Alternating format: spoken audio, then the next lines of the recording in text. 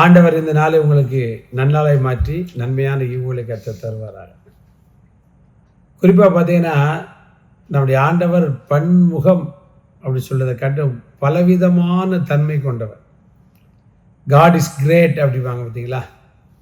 சில மெக்கானிக்கிட்ட போனீங்க அப்படின்னா பெரிய திறமைசாலியாக இருப்பான்.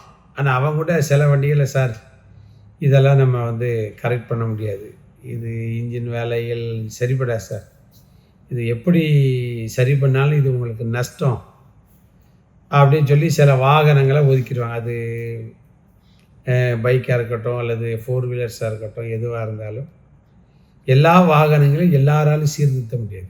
ஆனால் நம்முடைய காட் இஸ் கிரேட், நம்முடைய ஆண்டவர் மிக சிறப்பானவர். என்ன அப்படின்னா, அவரால் சீர்படுத்த முடியாதது எதுவுமே கிடையாது. குறிப்பாக மனுஷர்கள் பொதுவாக மருத்துவர்களே நான் ரொம்ப கனம் பண்ணுகிறோம். காரணம் என்ன அப்படின்னா, ஆண்டவருடைய பணியில் அவங்களும் ஒரு முக்கியமான பணியை செய்கிறாங்க. குணமாக்குதல் என்பது இயேசுநாதருக்கு ரொம்ப பிடிக்கும். அதை டாக்டர்ஸ் அதைத்தான் செய்கிறாங்க. மருத்துவர்கள், நர்ஸு, செவிலி, இவங்க எல்லாருமே பார்த்திங்கன்னா ஒரு மிக முக்கியமான தேவனுடைய வழிகளில், அதாவது தேவனுடைய வேலைகளில் ஒரு முக்கியமான வேலையை அவங்க செய்கிறாங்க. ஆனால் அவங்க சரீரப்பிரகாரமான காரியத்தை செய்யலாம். ஆனால் அவங்களுக்கு ஒரு எல்லை இருக்கிறது. பார்த்திங்க அப்படின்னா, ஒரு ஹார்ட் அட்டாக் அப்படின்னா அவங்க சில நேரம் பைபாஸ் பண்ணுறாங்க. சில வேலைகள் அதுக்கு மாத்திரை மருந்துகளை கொடுத்து எத்தனையோ மெத்தட் இப்போ வந்துட்டு அதை சரி பண்ணி மனிதனை வாழ வச்சிடலாம். ஆனால் வேதத்தில் பார்த்தீங்க அப்படின்னா, இருதயமே திருக்குள்ளதும் மகா கேடுள்ளதுமா இருக்குது. அதை சீர்படுத்துறதுக்கு எந்த டாக்டரும் கிடையாது. அவர் எந்த வெளிநாட்டில் படித்தவராக இருந்தாலும் சரி, எக்ஸ்பீரியன்ஸ் டாக்டராக இருந்தாலும் சரி, எவராலும் சரி, இருதயத்தில் இருக்கக்கூடியதான அந்த எண்ணங்களை சீர்படுத்த இயேசுநாதர் தான் சூப்பர் டாக்டர். அல்லேலூயா, சோதரம். நீங்கள் கூட நினைக்கலையா, இருதயத்தில் எப்போ பார்த்தாலும் கெட்ட எண்ணங்களாக வருது, என் புத்தியே சரியில்லாமல் போகுது, ஜெபிக்கணும்னு நினைக்க மாட்டேங்குது, பலவிதமான தவறான எண்ணங்கள், தவறான காரியங்களே ஓடிக்கிட்டு இருக்கு. சில பேருக்கு நெகட்டிவ் மைண்டாகவே ஓடும். எதை எடுத்தாலும் நெகட்டிவ் சிந்தனை, எதிர்மறையான சிந்தனை.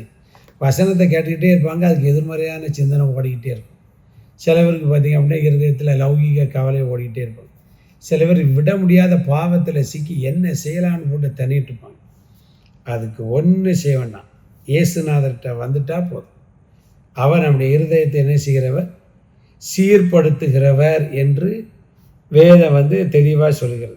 வாசிக்க கேட்போமே. பிரசங்கி 7ஆம் அதிகாரம் 3ஆம் வசனத்தில் பார்த்தீங்கன்னா, நகைப்பை பார்க்கிலும் துக்கிப்பு நலம், முக துக்கத்தினாலே இருதயம் சீர்படும். முக துக்கத்தினாலே இருதயம் சீர்படும்.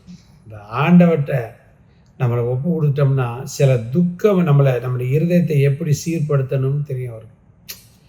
துக்கமான ஒரு கட்டத்தில் கொண்டு போய் ஆண்டவர் நம்மளை விட்டுட்டார் வைங்க, நம்ம இருதயம் ஆட்டோமேட்டிக்காகவே தன்னை சீர்படுத்தி, ஏன் இது வந்துச்சு, எதுக்கு வந்துச்சு, எங்கே தப்புணும் அப்படிங்கிற கரெக்டாக கர்த்தர் சரியான இடத்துல நம்மளை நிறுத்தி நம்ம இருதயத்தை உலக பிரகாரம் கிடையாது, இருதயத்தின் எண்ணத்தையே சீர்படுத்தி நல்ல மனிதனாக மாற்றுறார்.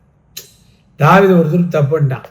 ஆனால் ஆண்டோடைய சமுத்திர போய் உட்காந்து, ஆண்டவரே உங்களுடைய ஆவியை எடுத்துக்கிட்டாமையா அப்படின்னு ஜோம் பண்ணி மன்னிப்பு கேட்டான். அவனை பற்றி வேதம் என்ன சொல்லி தெரியுமா?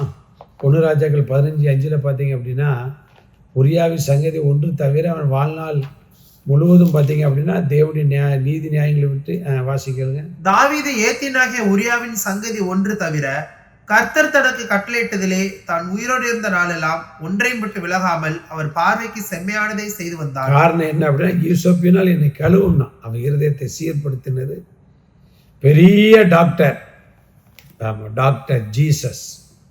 அவர்கிட்ட உங்க இருதயத்தை கொடுத்துருங்க, நல்ல எண்ணத்தை தந்து, விசுவாசத்தை தந்து உங்களை பலப்படுத்தி நிச்சயம் ஆசீர்வாதம். God bless you.